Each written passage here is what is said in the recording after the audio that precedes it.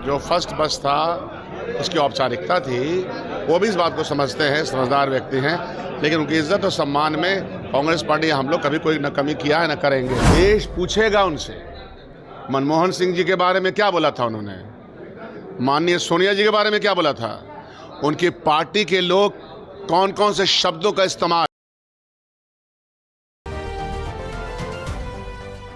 नमस्कार, स्वराज पोस्ट देख रहे हैं आप। मैं हूं आपके साथ आभा।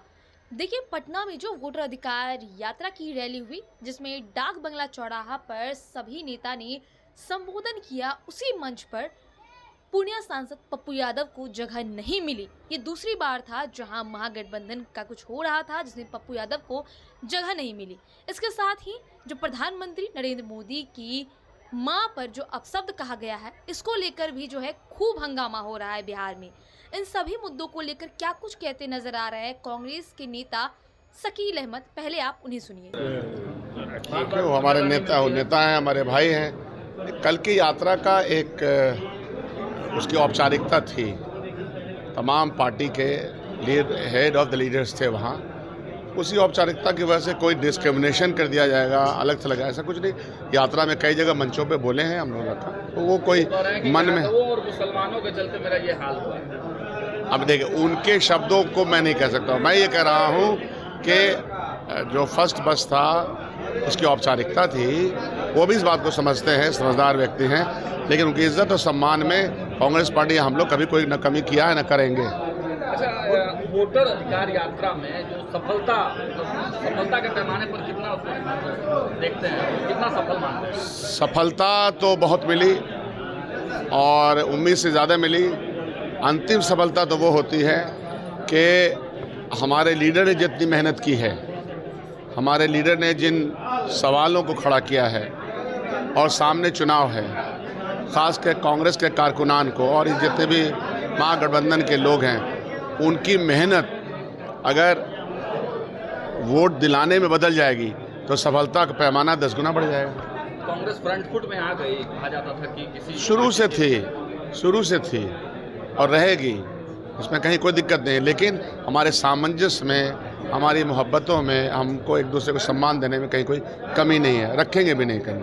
लेकिन कांग्रेस पार्टी फ्रंट पे हमेशा रहे। यात्रा के बीच में दी गई गाली को लेकर प्रधानमंत्री आज कहते हुए भावुक हो गए और बीजेपी कह रही है कि 4 तारीख को बिहार बंद करने का ऐलान भी बीजेपी ने कर दिया। हमको वाकई में उनका भावुक होना जो है वो स्वाभाविक है, उनको भावुक होना चाहिए। ये क्या है कि मर्यादित शब्दों का इस्तेमाल इतिहास में उतना किया है जितना, तो उनसे पूछा जाएगा, कभी देश पूछेगा उनसे मनमोहन सिंह जी के बारे में क्या बोला था उन्होंने, माननीय सोनिया जी के बारे में क्या बोला था, उनकी पार्टी के लोग कौन कौन से शब्दों का इस्तेमाल, उनका एमएलए यहाँ हैदराबाद का कौन कौन सी गालियों का इस्तेमाल भरी महफिल में करता है खुद। यहाँ तो किस कार्यकर्ता ने किया नहीं किया उसका पता भी नहीं है, फिर भी हम लोगों ने भर्त्सना किया है। तो प्रधानमंत्री जी को और पूरे अल्टन पलटन भारतीय जनता पार्टी के, उनको अपना इतिहास जांचना चाहिए। तेजस्वी जी, राहुल गांधी जी ने मंच से माफी भी नहीं मांगी, ना उसको दुख। सभी लोगों ने, देखिए जो लोग भी आए थे, सबने अपनी अपनी बात कह दी। आज आपके मंच पे भी यहाँ बात हो गई, बात जो कहनी थी हम लोगों ने कह दी। अमर्यादित शब्दों का इस्तेमाल करने की इजाज़त किसी भी पॉलिटिकल पार्टी को और किसी भी पॉलिटिकल पार्टी के जितने भी विंग्स हैं उनको नहीं है। भारतीय जनता पार्टी को अखिल भारतीय परिषद से लेकर के, बजरंग दल से लेकर के, वीएचपी से लेकर इतिहास देखना चाहिए किसका उपहास उड़ाया उन्होंने। एक अंतिम सवाल है कि इस वोटर अधिकार यात्रा में आप लोगों ने जितना मेहनत किया, कांग्रेस से आप कह रहे हैं फ्रंट फुट पर आ गई है, तो क्या 70 सीट 2 डिप्टी सीएम अब मिल जाएगा? सवाल फिर कह रहे हैं, 243 सीट टारगेट हमारा है, 243 सीट हम सब लोग मिल के लड़ेंगे। ये जिद ही नहीं है आज के दिन। जो जनसलाब देखने को मिला वोटर अधिकार यात्रा में, वोट में कितना कन्वर्ट कर पाएंगे आप? ये रिजल्ट आएगा तब ना, कि अभी ये बोल रहे हैं। लेकिन दिग्विजय सिंह ने तो कहा ना कि जिस पार्टी का ज्यादा विधायक रहेगा, जिस पार्टी का ज्यादा बहुमत आएगा, सीएम वही बनेगा। अरे भाई, तो ये चीज़ें तो जब समय आएगा तब ना पता करेंगे, पहले बताएं। तब क्लियर नहीं है। दीवार पे लिखी हुई तहरीरें पढ़नी चाहिए और यह बात मान लीजिए कि कांग्रेस पार्टी ने जितना दमखम लगाया है, तो उस दमखम के बुनियाद पे अपनी बात रखती है और रखती रहेगी। लीडिंग भूमिका में रहेंगे आप लोग। है ना।